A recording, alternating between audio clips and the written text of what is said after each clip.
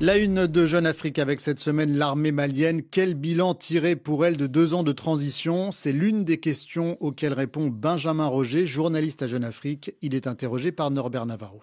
Benjamin Roger, bonjour. Bonjour. Cette semaine dans Jeune Afrique, le bilan que vous dressez de 2 ans de transition pour les forces armées maliennes, comparé à ce qu'elles étaient du temps d'Ibrahim Boubacar Keïta, il n'y a pas photo, les 24 000 hommes qui la composent n'ont-ils pas relevé la tête? C'est en tout cas le souhait affiché depuis la chute d'Ibrahim Boubacar Keïta en août 2020. Il y a clairement une volonté de Assimi Goïta et des colonels qui sont au pouvoir de relever la tête des forces armées maliennes qui ont longtemps subi des revers au Mali, qui avaient été humiliés en 2012, et donc tout l'objectif justement est de restructurer les FAMA, notamment en leur permettant d'acquérir du matériel avec leurs nouveaux partenaires russes. Oui, alors c'est vrai que Moscou et Ankara ont apporté des équipements, l'armée maîtrise à présent le ciel malien, ce qui n'était pas le cas du temps d'Ibeka, mais le bilan sécuritaire que vous dressez est négatif. Pour quelle raison? Le matériel, c'est un point qui est quand même souvent soulevé par les militaires. Ils disent que c'est une bonne chose, ça leur a permis d'avoir des nouveaux avions, des hélicoptères qu'ils n'avaient pas avant. Sur le terrain, les choses n'ont pas changé pour autant. Des chiffres, d'abord, le nombre de civils tués a plus que doublé entre 2020 et 2021. Le nombre de déplacés internes aussi augmenté. Voilà, donc ça, ce sont des indicateurs qui ne trompent pas. Personne ne peut dire que la situation s'est complètement dégradée, mais en tout cas, ce qui est sûr, c'est qu'elle ne s'est pas améliorée. Elle continue à se dégrader comme elle se dégrade depuis une décennie maintenant au Mali. Alors,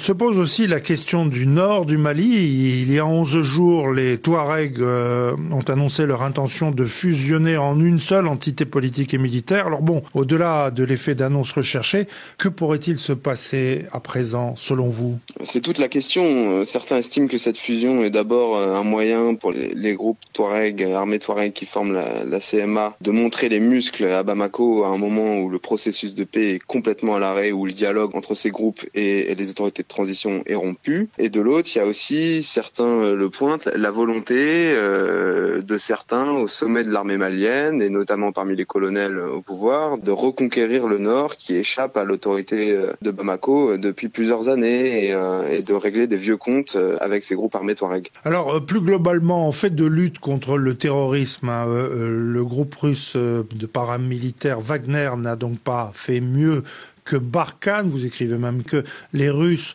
ont fait pire, mais comment aurait-il pu en être autrement? En tout cas, le constat clair et net, c'est qu'il y a donc des chiffres d'organes indépendants, de l'ONU aussi, qui a produit des rapports qui montrent que le nombre de civils tués au Mali entre 2020 et 2021 a largement augmenté. Et derrière cette augmentation, beaucoup pointent des exactions contre les civils, des tueries indiscriminées lors de descentes de FAMA et de Wagner dans des villages, en particulier du centre du Mali. Mais les Maliens ne sont-ils pas satisfaits d'Assimi Goïta? Si, justement, les Maliens, depuis 2 ans et demi, il est clair et net que les autorités de transition et Assimi Goïta jouissent d'une vraie popularité. Les FAMA sont repassés à l'offensive sur le terrain, et donc tout ça donne l'impression que les choses avancent et progressent. Après, quand on regarde d'un peu plus près la réalité des faits, on constate que finalement les choses ne se sont pas arrangées, voire se sont encore dégradées. Benjamin Roger, merci. Merci.